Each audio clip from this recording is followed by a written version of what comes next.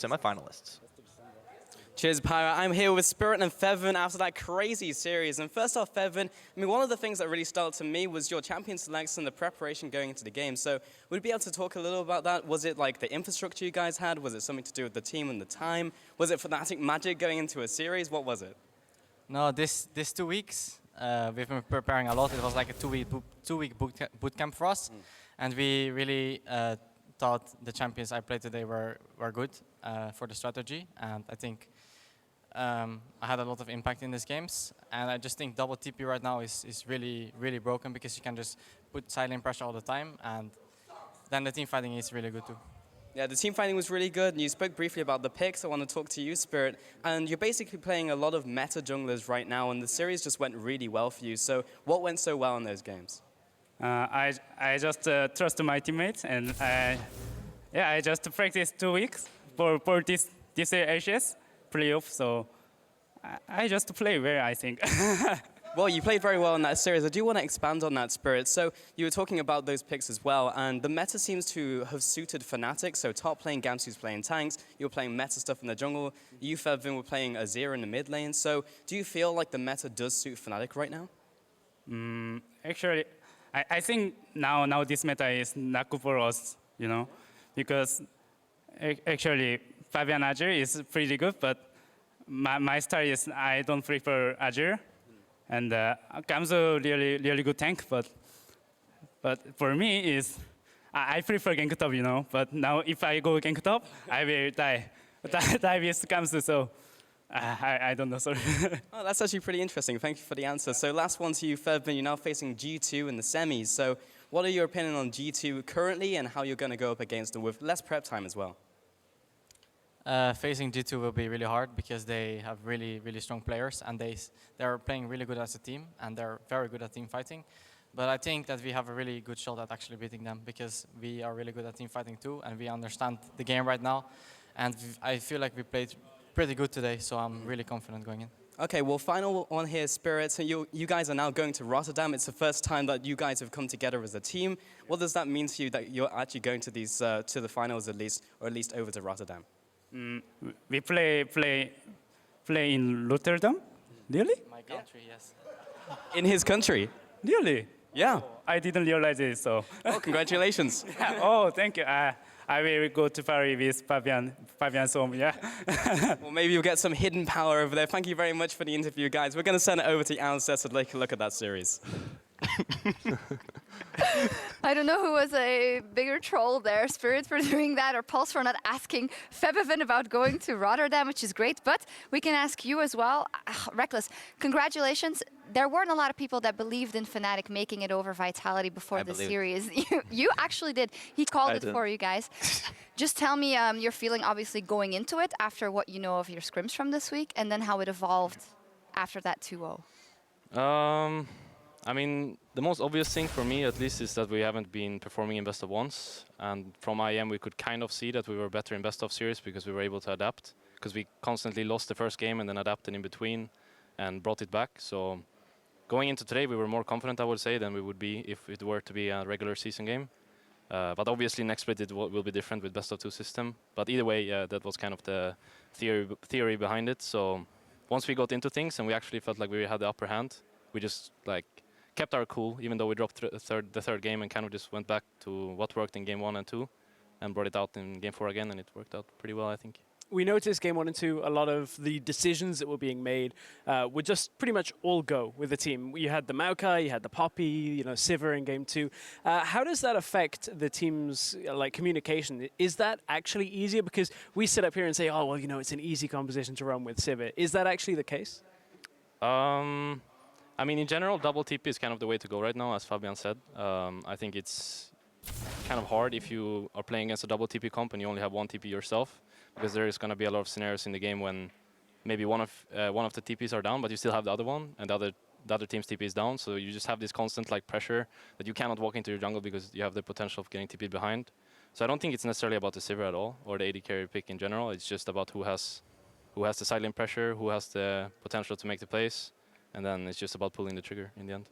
We, of course, had two experts here who talked about your games the whole day, as did they about this one, because it didn't look as good at the beginning of this one. We have a first replay coming up where you're fighting with Vitality in the mid lane, and it doesn't turn out perfectly. Perks, do you maybe want to guide us through this replay? We can run it. Let's see.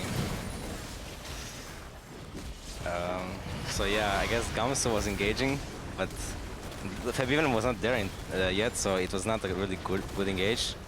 And he didn't even have TP, or did he? Yeah, he had TP, but he didn't have wards to TP too.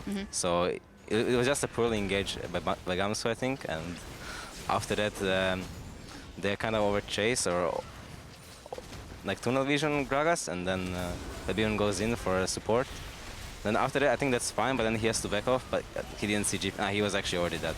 Yeah, that's something you guys said a couple of times when watching your play, also in the games that you guys won, that you tended to overchase when getting one of the members down from the other team. Did you feel that as well? I think in this situation, we just kind of played it improperly because we, first of all, can't really just go straight onto them because there's going to be a GP ult on our faces and a Gragas ult. So there is no chance of us actually one-shotting anyone. And at that point, they're just going to win the fight, right? Because I can't really do anything until the point that the GP ult is out, and I make my way back after the Gragas R. So I think we kind of just played it improperly at that point. But I do agree that at certain times we do overcommit and overchase when we should instead just be pushing waves and going for objectives. But I think it's kind of give and take. Sometimes it's good, sometimes it's bad. In general, I think in this specific situation, it was just a wrong decision from us. Jankos, let's take a look at some more replays because it revolves around Baron, or of course there is a lot of vision on the junglers, and it is a couple of replays put together because it starts by being quite positive for you guys, and it goes back and then again in your favor. So let's play the replay out rather. Well, cover shot kinda goes in 1v9, so they just got initiated on Hjarnan, which is left alone, and there is nothing Vitality can actually do. And then that's kinda unfortunate that the last Jhin ult misses, otherwise Nukedag would die. Yeah, he flashed, but yeah, and then Fnatic starts the Nash, which is kinda greedy, but I think they are just a bit too splitted here. Like they make two different calls and Spirit just kinda dies. The Lantern is not the best either. Well, for my call here was that we should start Nash and then bait them to come and then we fight again. But I think people didn't agree, so we were kind of just like, some people wanted to do it and some people didn't want to. But I think in general, when you're making calls, the most important thing is that just everyone is on the same page, regardless of it being good or bad. So this was why we got caught off here. And then I think they kind of make the mistake that you mentioned. They overchase super hard. Yeah, they just overchase us. Just carries here. And Gina Well, it was good dodging. Don't watch this. Ashuk is fucking good, actually. So close indeed. Reckless, obviously, going back to the beginning, not a lot of people had given you guys up as the winners of the series, besides Perks, of course, the almighty. Why do you think Vitality fell apart when we thought that they would just shine in a best-of-5 scenario? That's a tough question. I think, well, you can state it like that, but I think in a sense that's kind of true because best of ones are so different from best of fives. Like you can't really tell how people are gonna show up in a longer series because maybe these best of ones are just the best for them because they're really good at playing one specific style. But once it gets to a point when you have to show different faces of the team and you're not able to do so, then you're gonna lose to the team that are able to do so. So I think maybe that's what kind of lost them today's game because I think the GP Morgana comp is something that they have showcased in the best of one system and that they were pretty good at. But when they showcased like the Us here and this 1-4 comp, I don't think it worked out that good. So when they went back to the 1-3-1, I could see kind of the vitality that showcased in the regular season. But then when they were playing this 1-4 comp and they were not really pushing any advantages and we were just scaling up, and then at some point we used our TPs properly, I think it was not the vitality that we saw in the regular season. Speaking of teams in the regular season and the change, you know, there's a kind of a joke that goes around where it's like Fnatic in playoffs, they're going to take it to another level. Yeah. Do you realistically think that the intensity and maybe the improvement that we've seen from this Fnatic would have been possible in the regular split? Was there something that you guys could have done maybe to have avoided even having to play in the quarterfinals? It's hard to say. I think this season there's a lot of good teams, so it was really tough to get into the top two. And we got off on the wrong foot, I would say, and we kind of took the wrong approach to the whole new team, and we kind of put emphasis on things that we shouldn't even bother about yet. For example, shot calling. I think we should have just come in and kind of just learn how each other, like we play with each other and kind of feel it out instead of forcing a style that we played last year that perhaps doesn't fit this team. So I think we just had the wrong approach from start, and that's why we dropped so many games. And at that point, we were already too far behind from G2 and H2K. In hindsight, when we talked to you in the beginning of the split, and you said you were focusing on shot calling for yourself and maybe Febiven, that wasn't optimal? I think that was the wrong approach as well, yeah. I think I underperformed kind of greatly this regular season, so I really wanted to like step things up moving into the playoffs, because actually previously, throughout the playoffs I've been through, I've always stepped it up and always been like a key player for my team, so I really wanted to do so this split as well. So I put like less emphasis, I would say, on the shot calling and just try to step it up on an individual level, and I think I played pretty good today, so I'm proud of myself, and I'm also proud of my team that we actually managed to pull off what we practiced throughout these 2 weeks. Because something we actually did really bad throughout the regular season was these TPs. There would be time where we had TP but we wouldn't use it, but today I think we had a lot of good TP flanks, a lot of good proactive plays, which is something we just lacked throughout the season. It looked very impressive, and one of the people that really shone today was Fnatic's mid laner, Febiven. Jankos definitely echoes what we're about to say. 15 kills, 16 assists for KDA, a 5.8 in 4 game. He is our series MVP, 27.4 team damage, and Jankos was just in awe, especially of the Lissandra in the last game. He, I think, basically won or ended the game. I don't even know what happened in the last fight. Oh. I was Everyone died. I was like, Sivir, and then he's like, everyone's dead, by the way. I was like, oh, okay, we finished the game. Well, I just think it's funny that Perk said he could be better than Febiven, you know, because for me, like, Febiven is just 10 times better, and then Perk saying something like this when he's like top 4 mid lane maybe is just sad. Yeah, I agree. I agree with Jankos. You have to, right? Yeah. We'll see next week. Yeah, we'll see. Indeed. Let's take a look at the bracket, because one spot is locked in for the semifinals, which will go on next week. Fnatic will move on to face G2, because you're the lowest seed out of quarterfinals, and the 3rd seed Vitality is eliminated. We, of course, will find out who ends up facing H2K next week. But first up, G2 versus Fnatic. I think you would want to have taken that before this match more than after what you've seen of Fnatic. In a more serious explanation, how do you think that match will go, and how big an opponent is Fnatic? Oh, well, I have actually been pleasantly surprised by Fnatic today. I did not expect them to show up that well, even though I knew Vitality was not that good. Like I said, only one style team. And then Fnatic has shown that they can play more styles, and their champion pools are pretty good on mid AD and top plays tanks, and jungler plays meta champs, so I would say overall they're a strong team now. But I think we are still favorites going into the match. But yeah, it's gonna be actually closer than I would have expected before this match. I mean, I think it's fair to say that you guys will still be favorites going into that. Reckless, we touched before the show or before the games on the fact how must it influence you mentally, the fact that you guys at Fnatic have won everything there is to win. You've been to World Semifinals, dominated the summer split, and then you come into these playoffs as a 6th place team. Perks mentioned how Febiven might find that a little troublesome. How has it been for you? I mean, for me, like when we walk to the stage and you have these five badges, I guess, with Fnatic winning every split, like knowing that I'm in the quarterfinal and knowing that I'm an underdog, I really want to get further, right? Because if you were to place 6th or lose in quarterfinals, that would be almost a shame. So I really wanted to like get further, and I think everyone kind of had the same feeling going into things. So I think in general we're just really happy that we managed to get top 4 now, which also means Rotterdam. Losing in semis is okay still. in case you were wondering, it's okay. I mean, at least from my opinion, like throughout when we played you guys in the regular season, we should have actually been 0-2, even though we got that one game with Kog'Maw. That was just because... That was just a prank. Yeah. So, like, obviously, as you said, they're the favorites going into the series. But then again, in 3 weeks, a lot of things can happen, as you could see today. So you never really know, to be honest. I think it's just going to be really fun to be in such a situation of semifinals again. Let's ask two people who are not going to be in that match. Stress, how do you think that matchup is going to go? For the G2 Fnatic series, well, I mean, Perks, I guess it depends on how your practice has gone as well, because you guys, I like the way you play in the regular split and that, but we have had a bit of a meta shift, a little bit more towards, I guess, what would favor Kikis in the top lane. Yeah, so more tank. Yeah. I know, and I'm just saying, I enjoy the faster play style, so I think G2 are still probably the slightly favored team, but you guys today showed us a lot more than you showed us in the regular split, so that's going to, I hope, be a closer set of games than today's. Well, today was still, I think, a nice series. We've Yeah. got 4 good games. Jankos, your unbiased opinion about this matchup? Well, I overall think that the players are very similar, except for mid lane, obviously, where Fabian will just totally dominate Perks. So that's it, kind of. Unbiased opinion and nothing more, just that middle lane. No, obviously H2K, that means that you guys will now go up against either OG or the Unicorns of Love. Probably unexpected that you would end up with that side of the bracket.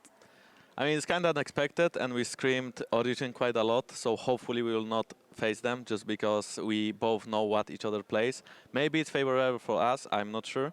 Overall, I also think that Origin can step up as much as Fnatic did in playoffs, which is kind of scary, just because they could improve so much and they have the talent that they need.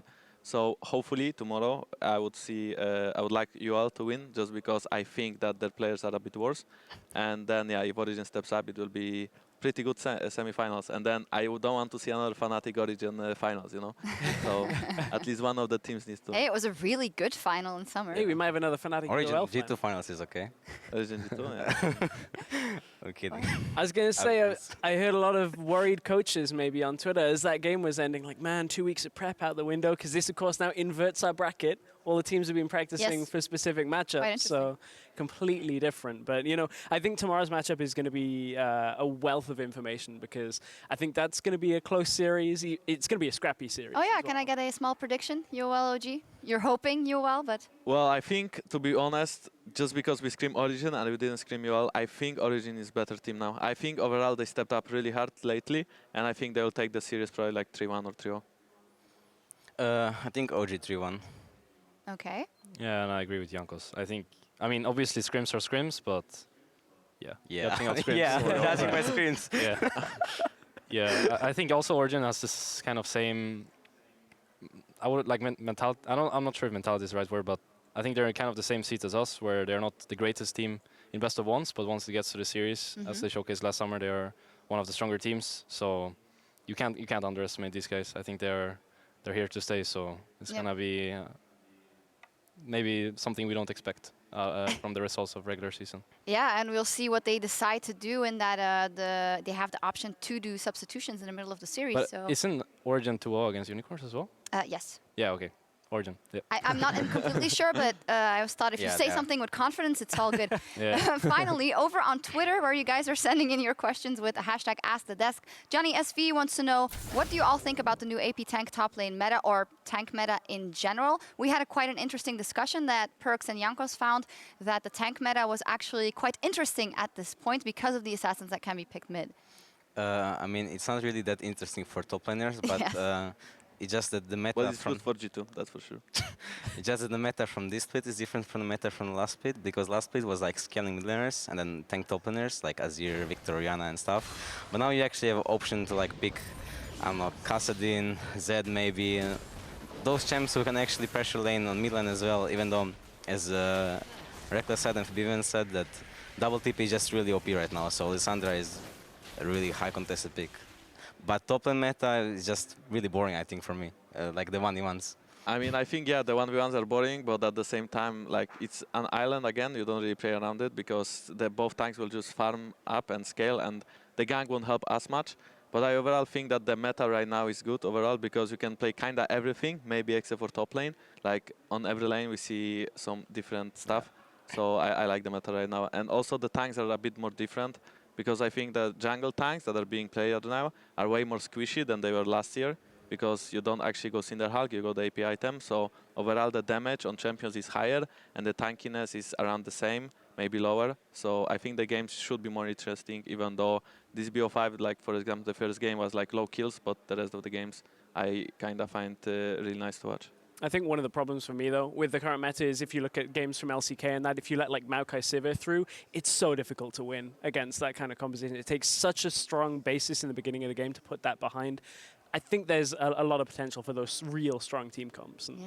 We'll see what happens tomorrow as well. A second tweet, sorry, from @SunlessMidnight. Who is better, Jankos in the mid lane or Perks in the jungle? Perks in the jungle. Yeah, I agree. Yeah, I When I actually play think, jungle, dynamic queue with anyone, and I play versus Jankos, like he always gets destroyed. He cannot, he cannot get one buff from me. So jungle is really easy role. So Yeah, I mean, Perk is so good, right? And then you just have to ban Lee Sin and it's over. By the way, I think actually expanded my jungle champion full. What? You are bad, though. You can't play any other champ, no? No, I'm best in Italy. You're best in Italy, yeah, whatever. Dude. All right. You guys can fight it out on the Rift later and maybe further up in the playoffs. We still have one semi-final spot up for grabs here in the spring playoffs, which will go to the winner of tomorrow's best of 5 between the 4th seed Origin and the 5th seeded Unicorns of Love. We'll be coming at you live starting at 5 p.m. Central European Summertime, 8 a.m. Pacific, so don't be late. Very big matchup there tomorrow as well, which we've already previewed with the guys here. And as an update, over in the CBLOL, INTZ is up 2-0 in the finals of CBLOL against Keyd. Stars now in the middle of their 3rd game. Anything seems pretty even for now, so we'll see what happens and who takes the championships. Looks like INTZ is well ahead of doing that. So for now, thank you guys very much for joining us. Congratulations, Reckless. We'll see you in Rotterdam for sure, and thank you guys. Did you enjoy it? I feel like you did. I feel like I did as well. I mean, you know, just bantering some kid is always nice. I mean, being on desk with Jankos was really not a good experience. I think it was lovely. In any case, now it is time for us to send things across the pond to North America for today's playoff clash between Cloud9 and TSM. So take it away. That's so nice.